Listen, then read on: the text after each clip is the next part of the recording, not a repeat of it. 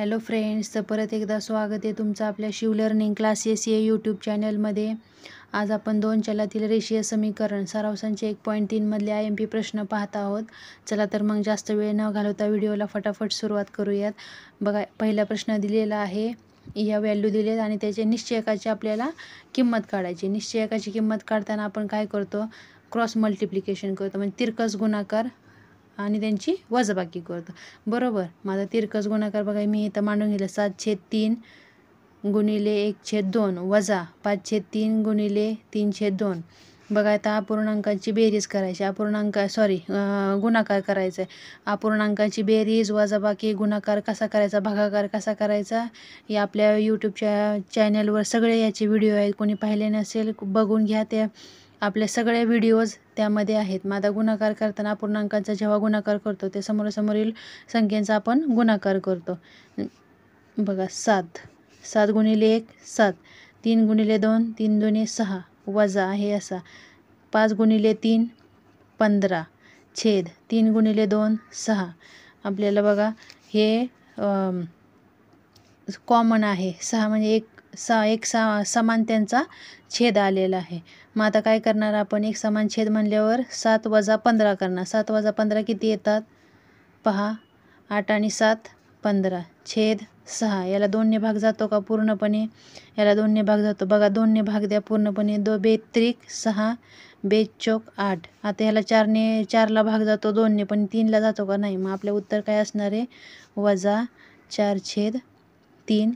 हे आपल्या निश्चयकाची किंमत आली. अशा पद्धतीने हे एक्झाम्पल सॉल्व करायचं आणि म्हणून खाली एक सेंटेन्स लिहायचं. निश्चयकाची किंमत प्रत्येक स्टेपला मार्क असतात म्हणून लिहायला विसरायचं नाही. निश्चयकाची किंमत वजा 4/3 आहे. झालं. अशा पद्धतीने हे एक्झाम्पल सॉल्व करायचं. ते निश्चयकाचे विचारलं तर. चला नेक्स्ट एक्झाम्पल पाहूयात आपण. बघा, दुसरा प्रश्न दिलेला आहे. जर 4m 5 आणि 3 बरोबर 22 तर mची किंमत किती.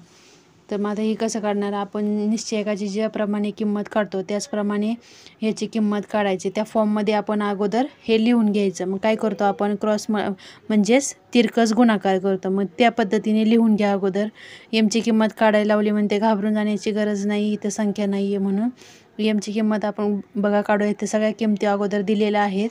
कशी काढायची, तिरकस गुणाकार आपल्याला माहिती आहे ना, त्याचं निश्चयकाची किंमत काढताना आपण तिरकस गुणाकार करतो. त्याच पद्धतीने सोडवत जायचं, बाकी काहीच नाही. 4 गुणिले 3 वजा 5 गुणिले हा m आहे असा इथे संख्या नाही. मग m जी व्हॅल्यू दिलेली आहे ते पुट करायची. बरोबर काय दिलं आहे, 22. राईट, 22 दिले. मग आता करा यांचा गुणाकार.